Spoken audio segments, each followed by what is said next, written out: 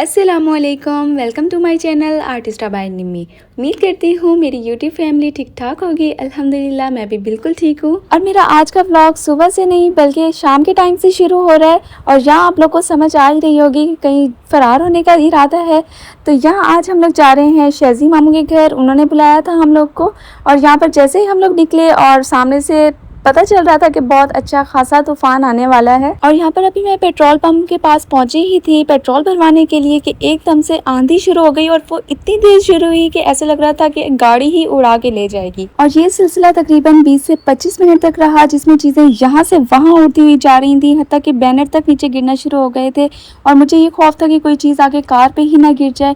और उसके साथ साथ जो हवा का प्रेशर था उससे ऐसे लग रहा था जैसे कार को कोई उठा रहा है, मतलब इतना हवा का प्रेशर था, आंधी इतनी तेज थी। और जैसे ही हवा के प्रेशर से कार हिलना शुरू होती थी तो मैं फ़ौरन से ब्रेक पे पाँव रखती थी, जैसे पता नहीं मैंने कार को इसी से बचाना है। मैं खुद हंसने लग गई कि ये मैं कर क्या रही हूँ। और रही कसर, हम लोग मौत के कुएं के पास खड़े थे, यानी पेट्रोल पंप पे खड़े थे। खुदा ना खास्ता कुछ भी हो सकता था, कलमा पढ़ चुके थे। खैर अल्लाह अल्लाह करके जो है आंधी कम हुई तो मैंने फ़ौरन से जो है पेट्रोल वगैरह भरवाया और उसके बाद हम लोग निकले आपी के घर की तरफ। उसके बाद यहाँ पर मैं काफ़ी देर वेट करती रही, तकरीबन 10 से 15 मिनट मैंने कार में ही बैठ के वेट किया, क्योंकि मेरी दूसरी आपी जो हैं वो भी साथ आ रही थी, उन्होंने भी साथ मामू के घर जाना था। लेकिन फिर ये हुआ सीन, जो मेरी बड़ी आपी हैं वो घर ही रुक गई कुछ काम वगैरह की वजह से। फिर मैं दूसरी आपी को लेके निकली, हम लोग जा रहे थे अब मामू की तरफ। और यहाँ पर अब आंधी रुक चुकी थी और बारिश शुरू हो गई थी, काफ़ी अच्छा मौसम हो चुका था।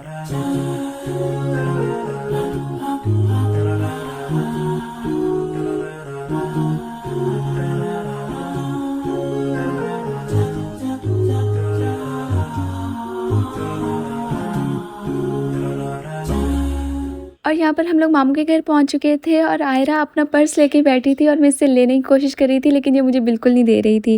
खैर आप लोगों को मैंने बताया था कि मामू के घर में एक बिल्ला है जिसका नाम माइलो है, जो मुझे बहुत क्यूट लगता है।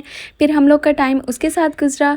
अच्छा, आज मैं आप लोग को बिल्लियों के बारे में बताती हूँ। क्या आप लोग को पता है कि इस्लाम में बिल्लियों की कितनी अहमियत है? इस्लाम में बिल्ली को पाक जानवर कहा गया है, जिसके बारे में एक हदीस है कि हज़रत अबू कतादा रज़ी अल्लाह अन्हु के पास एक बिल्ली आई पानी पीने के लिए, तो उन्होंने अपना बर्तन उसके सामने कर दिया। तो जब उनसे पूछा गया तो उन्होंने फरमाया कि हज़रत मोहम्मद सल्लल्लाहु अलैहि वसल्लम ने फरमाया है कि ये नापाक जानवर नहीं है, ये उन जानवरों में से है जो हमारे साथ रहते हैं। यानी बिल्ली का छू जाना या उसका बर्तन को मुंह लगाना वो उस चीज़ को नापाक नहीं करता। इन अहादीस का आपको मैंने साथ रेफरेंस भी बता दिया ताकि आप लोग खुद भी देख सकें।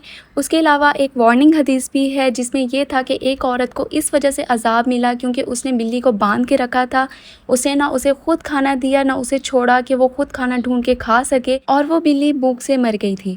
तो हमें ये सीखने को मिलता है कि जानवरों का ख्याल रखना सिर्फ अच्छी बात नहीं बल्कि ये दीन का हिस्सा भी है। और यहाँ देखिए माइलो मेरे साथ खेल रहा था, ये चाबी को पकड़ने की कोशिश कर रहा था और मुझे इसकी ये हरकतें इतनी क्यूट लग रही थी। मैं अक्सर वीडियोस वगैरह भी देखती रहती हूँ, इनकी वीडियोस बहुत क्यूट सी होती हैं, बहुत क्यूट हरकतें होती हैं इनकी। उसके अलावा रिसर्च भी है कि बिल्लियों के साथ या जानवरों के साथ खेलना आपका स्ट्रेस और डिप्रेशन कम करता है। तो बस मैं ये कहना चाहती हूँ, जैसे ये हमें खुशी देते हैं आप भी इन्हें थोड़ी सी खुशी दे दिया करें, इनका थोड़ा ख्याल रख के, इन्हें थोड़ा सा प्यार दे के इनके लिए कुछ खाना वगैरह रख दिया करें। लाइक आप पानी रख सकते हैं, दूध रख सकते हैं ताकि ये कुछ ना कुछ खा पी सकें। और यहाँ पर सिर्फ मैं बात बिल्लियों की नहीं कर रही बल्कि हर जानवर की कर रही हूँ। परिंदे तो हर घर में ही आते हैं, कम से कम आप लोग उनके लिए रख दिया करें, पानी रख दें या कुछ खाने के लिए रख दें, तो ये एक इंसानियत के साथ साथ सवाब का काम भी है। खैर हम लोग ने बहुत अच्छा टाइम गुजारा, बहुत सुकून वाला टाइम गुजरा था हम लोग का। खाते पीते रहे, साथ बातें करते रहे। और वैसे भी मामू के घर में बहुत दिल लगता है, उनका बहुत पुरसकून सा घर है।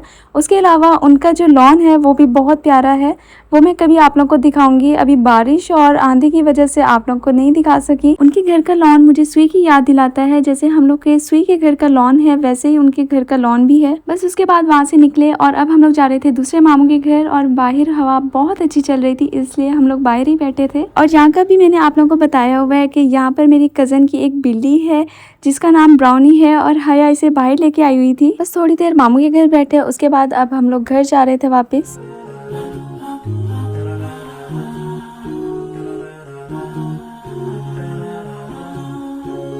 बस घर आते ही मैंने अपना सीज़न लगाया, साथ में कोको क्रंच खा रही थी जो कि मुझे बेहद पसंद है। जब कुछ नहीं होता तो मैं कोको क्रंच खाती हूँ। खैर उसके बाद यहाँ पर लेट नाइट हम लोगों ने पिज़्ज़ा मंगवाया था और ये पिज़्ज़ा मैक्स से मंगवाया था। लेकिन अगर मैं अपना बताऊँ तो मुझे ये पिज़्ज़ा बिल्कुल अच्छा नहीं लगा था, बस ओके ओके था।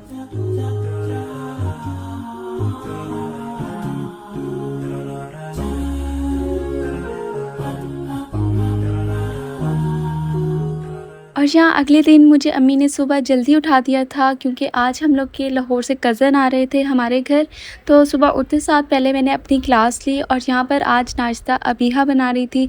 तो अबीहा ने यहाँ पर हम सब के लिए नाश्ता बनाया और उसके बाद फिर मैंने अपना नाश्ता किया। बस इसी दौरान मेरे कज़न भी आ चुके थे तो हम लोग ने दोपहर के खाने का इंतज़ाम शुरू कर दिया।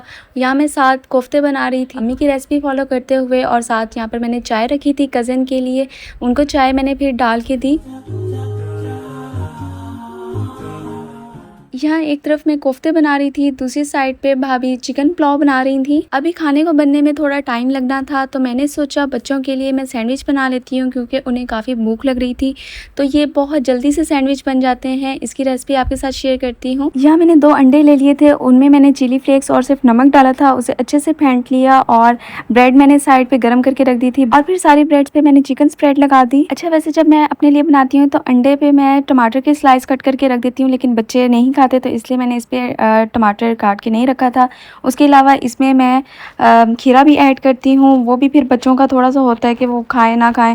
खैर यहाँ पर बस मैंने इसमें अंडा रखा, वो ब्रेड बंद करके उसके स्लाइस कट कर लिया और ये बच्चों को बहुत अच्छे लगे थे। ट्राई कीजिएगा, आपको भी बहुत अच्छे लगेंगे। खैर उसके बाद यहाँ पर चीज़ें बन चुकी थी तो मैंने कबाब फ्राई कर लिए और यहाँ पर हम लोगों ने फिर सारी चीज़ें जो हैं वो सर्व की, सबने बैठ के फिर खाना खाया।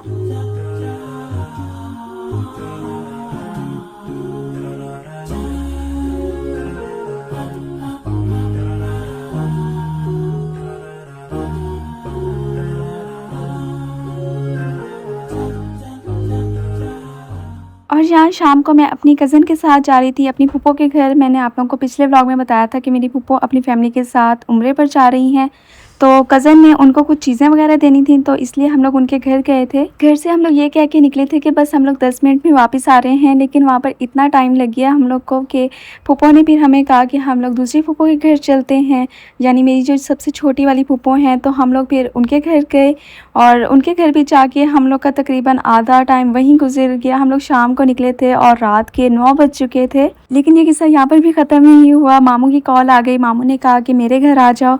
तो फिर हम लोग निकले फूफो के साथ वापस। हम लोग अब मामू की तरफ जा रहे थे। असल में मेरे जो लाहौर वाले कज़न वगैरह हैं वो सब बहुत कम टाइम के लिए आते हैं, तो इसलिए उन्होंने सबके घर मिलना होता है, सबके घर जाना होता है। और यहाँ पर हम लोग मामू के घर भी पहुँच चुके थे और यहाँ पर भी सब लोग आए हुए थे। और यहाँ पर मेरी कज़न ने स्पैगेटी बनाए हुए थे जो कि मुझे बेहद पसंद है, लेकिन पीछे इतना कुछ खा चुकी थी कि अब मेरे अंदर गुंजाइश नहीं थी। तो मैंने अपनी कज़न से कहा कि आप प्लीज़ मुझे थोड़े से बस पैक करके दे दें, मैं घर जाके अपना सीज़न देखते हुए खाऊँगी। मेरे सर में इतना दर्द हो रहा था कि मुझसे अभी बैठा नहीं जा रहा था, तो मैंने इजाज़त ली कि मुझे घर जाने दें। और मेरी वो कज़न अभी मामू के घर में ही थी, तो मैंने फूफो से कहा कि मुझे मेरे घर ड्रॉप कर दें। और घर आके यहाँ पर हम लोग कार्टून देख रहे थे, आयशा और मैं। आयशा मेरी उन्हीं कज़न की बेटी है जिनके साथ मैं फूफो के घर गई थी। और यहाँ पर मेरी दूसरी कज़न भी आई हुई थी और आयशा उसके फेस पे सारे तजर्बे कर रही थी, अपना जितना भी उसका टैलेंट था वो सारे उसके फेस पे दिखा रही थी मेकअप करते हुए। और आयशा मेरी सब्सक्राइबर भी है जो मेरे व्लॉग शौक से देखती है, हत्ता कि इसने मेरे डायलॉग तक याद किए हुए हैं। अच्छा, अपने बहन भाइयों के बच्चे तो वैसे ही प्यारे लगते हैं, लेकिन चंद ऐसे कज़न होते हैं जिनके बच्चे आपको प्यारे हों।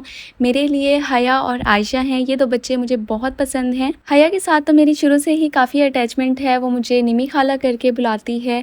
और आयशा ज़रा दूर रहती है, इसके साथ मेरा इतना मिलना जुलना नहीं होता, लेकिन फिर भी मुझे ये बच्ची बहुत प्यारी लगती थी। शुरू से ही मैं ये सोचती थी कि बच्चों को ऐसा होना चाहिए, ये बहुत खामोश तबीयत और लोगों का ख्याल करना, मैंने हमेशा इसमें ये चीज़ देखी है जिसकी वजह से ये बच्ची मुझे बहुत पसंद थी। उसके अलावा ये दोनों बच्चे वैसे ही बहुत क्यूट हैं। अच्छा, एक और बात कि आज भाई रांझा गोश्त बना रहे थे जिसे बनते हुए तकरीबन 4 घंटे अभी तक हो चुके थे और अभी तक बना ही नहीं था। अब हेयर स्टाइल उतरा जाएगी पूछो स्टार्ट हो जाए हेयर स्टाइल। अब ये इसकी फाइनल